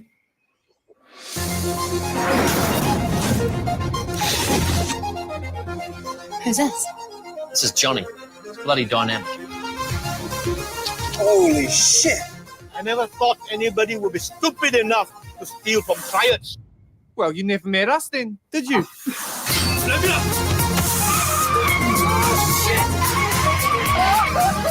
Nick the Chinese money. You see Johnny, fucking shoot him. Then I'll at least get a gun. It's not America. Not made of guns. Those guys won't stop talking about you. True, what are they saying? Just that you're a sneaky cunt and that they shouldn't have trusted you and that they didn't trust you and that you're full of yourself and you're a pussy and that they're going to find you and they're going to kill you. It's very dangerous. Chinese, eh? Yep, you're probably fucked.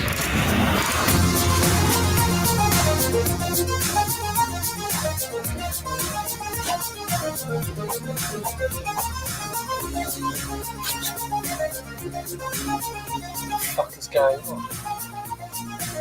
Give the fucking money back or I'll kill her and then I'll kill you. Why are you arguing? I thought this is what you wanted. The Mega Time Squad. Fuck your Mega Time Squad. I want my own gang. This is literally your own game. Just give us the money, mate. Let other me go. Ow!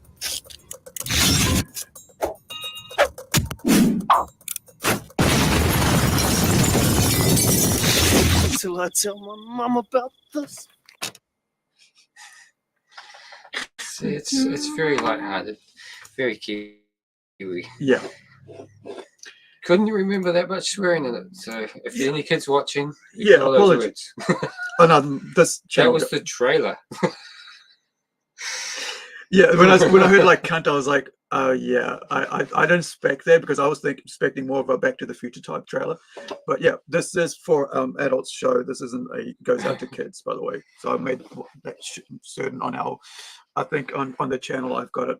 This is not for kids channel. I mean, because YouTube has a thing where you can choose who your audience is, and I always choose for R18, so that way I'm not going to run into trouble with stuff like that. Oh, Looper. Yeah, I forgot. Time travel right in front of us. Yeah, Looper. Like I said, I love time travel movies. Looper is like classic. The thing about this is, I've always held on to the idea that someone who read 2000 AD and Thug's Future, they took that concept for Looper. It's probably some short story they read 20 years ago. Because there's a story in Thug that I read about like mid to late 1980s, right? Probably late 1980s, where there's an assassin who is going around the corner to shoot another assassin, and is traveling back in time to do that. Yeah. And you know, and it's like this whole thing, and it turns out to be his partner, and it's like there's no stopping it. Keeps going back and forth. There's no stopping it. And it's like just, you know, continues seeing himself kill his partner over and over and over. And so, and that's why I thought Looper was just going around and around in circles. Yeah. And that's which one Looper before, like loops with Happy Death Day. So yeah, do check out. Yeah. We're supposed to only be at 1 hour. We're about freaking almost 2 hours. So apologies for that, Shane. Yeah. So thank you guys for watching. Do check out all the cool movies. And of course, this, you know, for those people who don't know Kiwi humor, do check out, you know, because you'll get to know why we are the way we are. Check out all the great movies and Mega Time Squad. Yeah, and Mega Time Squad. Because we like the Aussies, right? Our cousins across the ditch, who we like to laugh at ourselves. We can Mickey out ourselves, as we say, and you know, they call themselves larrikins. We just call it, like, you know, we just like to. It's self-deprecating humor. In the sense that, like, it's just sarcasm, but not meant in a harmful or meaningful way. Yeah, that's why you can call your mate cunt, and they don't, you know, we wouldn't think like you're degrading or something, because that word means a lot of things, you know. And I've heard a couple of people do jokes about just that word, you know, where you can be a good cunt, or you can be a nasty cunt, you know, or a bad cunt. Totally opposite meanings. It's the same word. You're trying your best to get YouTube to take this one off, aren't you? No, we're too late. Say it a few more times. Yeah, we're too late in the game. It's at almost 2 hours. But thank you guys for joining us on you know, Don't Hate Mondays.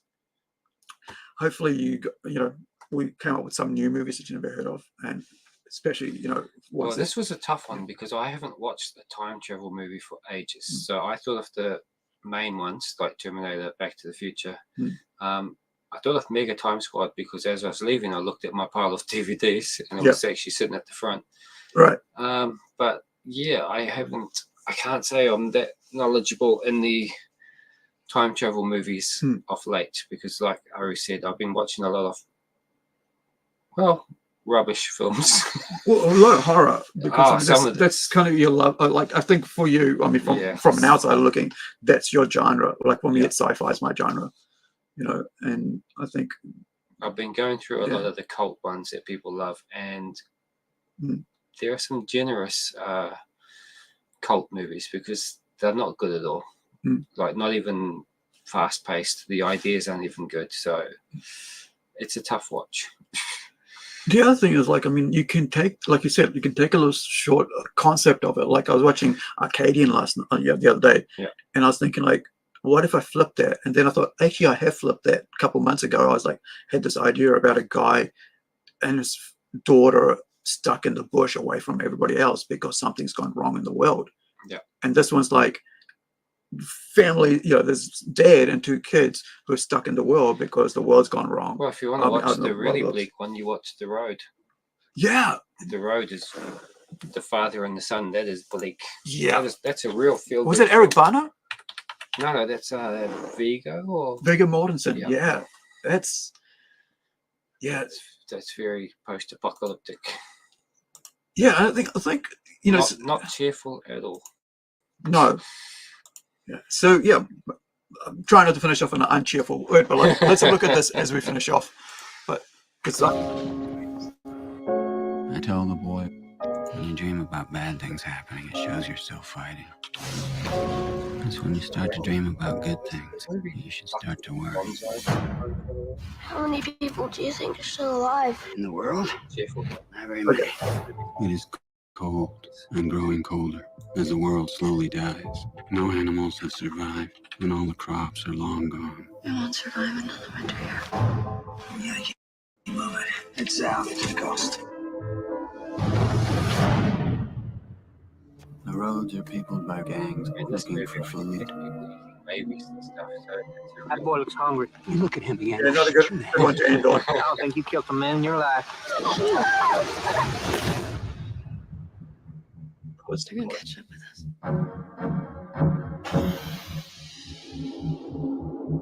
All right. They're going to kill us. I told you I would do it, whatever it takes. Like what? I'll kill anyone who touches you, because that's my job.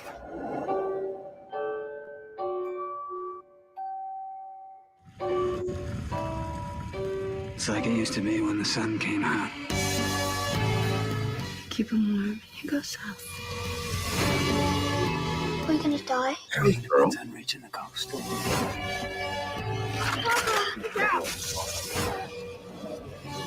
If there is a God up there, he would have turned it back on us by now.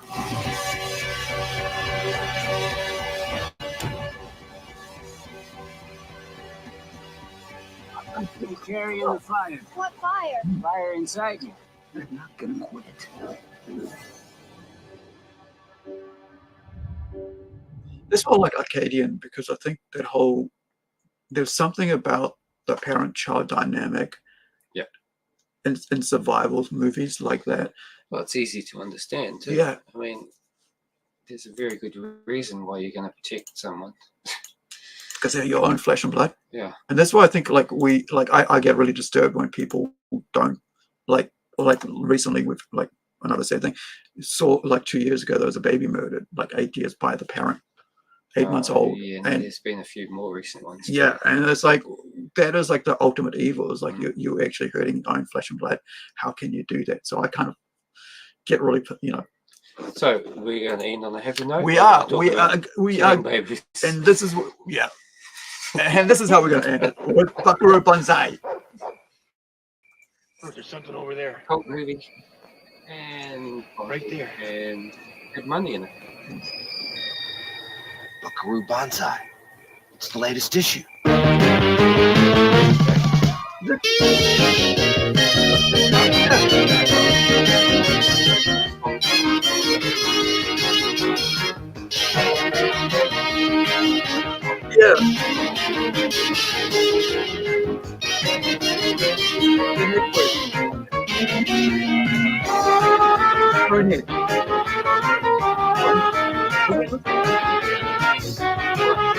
Good song.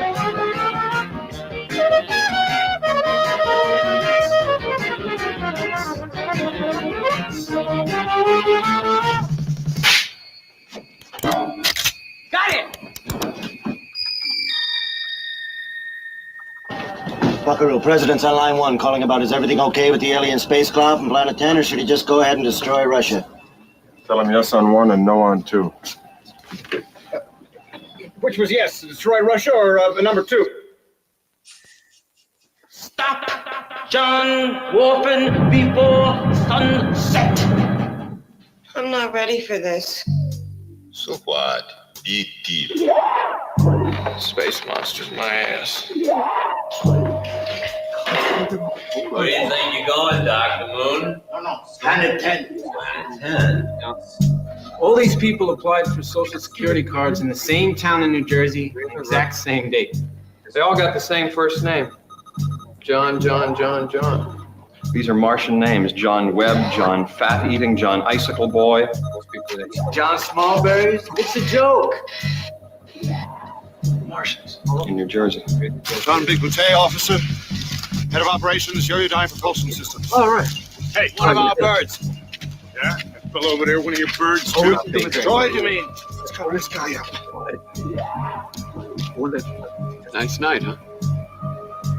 It's a 3-man thermopod. Thermo what? Very TS. Top secret.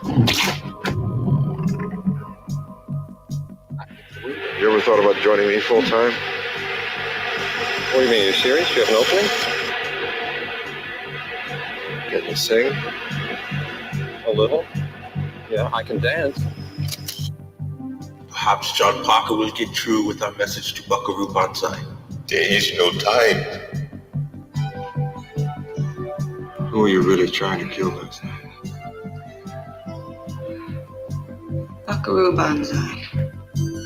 Let her out. She's a killer. No, she's not. And give her your coat. Name's Reno. Reno. It's an honor. Where do you hail from, Doc? New Jersey. Fort Lee. Where are your spurs at? Was he making fun of me? Hey, buddy. Of course it's me, you fool. Who'd you think? Haven't you heard? Don't you watch TV? Banzai and Nikita haven't done it.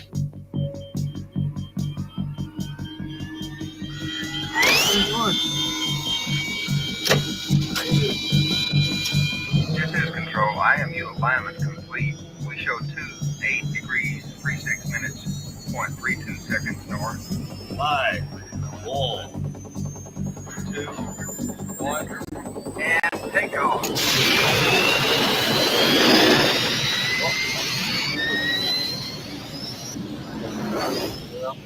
He's headed for the mountains. Buckaroo, do you read? Advise you aboard, over. Repeat, advise you cancel phase 2. What the hell's phase 2?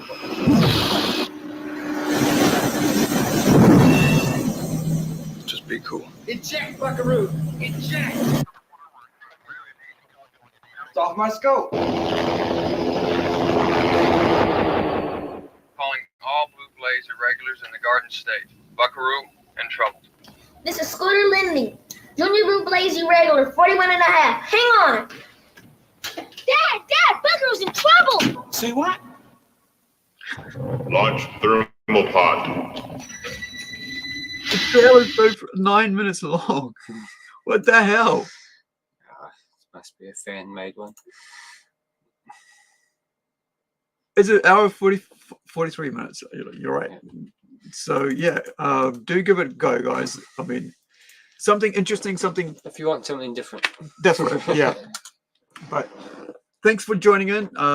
We will see you next time, whatever time that is. But we'll, thank you. And wherever you are, be well, be safe. Do you want to finish off with something, or no? Just buy my comic. Yeah, do check out Chronicles of the Wasteland. And third one will be up in a couple of weeks. I'll post it up on Art of Evans on Facebook and Instagram, and hopefully it will be at some of the Armageddons and stuff around the country. And all our links for Plungecast and comics and stuff, it's right at the top there. Do check it out. It's Plungecast NZ on Linktree. Should do that as well. Linktree.com. Put all your links there, so then you can just share it, and you don't have to worry about reposting your links every time. So once again, thank you for joining us, and wherever you are, be really well, be safe. Good morning, good evening, and all that stuff. As I always say, if you've got a loved one close by, give them a hug and a kiss. Let them know that you care. A nice little word would be would be something that would make somebody's day, make their day or evening, whatever. Because you don't know what people are going through right now. Of course, if they're not close by, use social media, man. Phone call, whatever. Just let people know, because I kind of I've thought about someone last year and didn't follow up on it, and next thing, they went away for good. And you can't end on a high note, can you? I'm sorry, but I just, because I want you guys to appreciate the value of life and entertainment and good stories. And this is why we do this show. I do the show. That's why, we watch movies, because we want to be entertained. That's why we create art and comic books.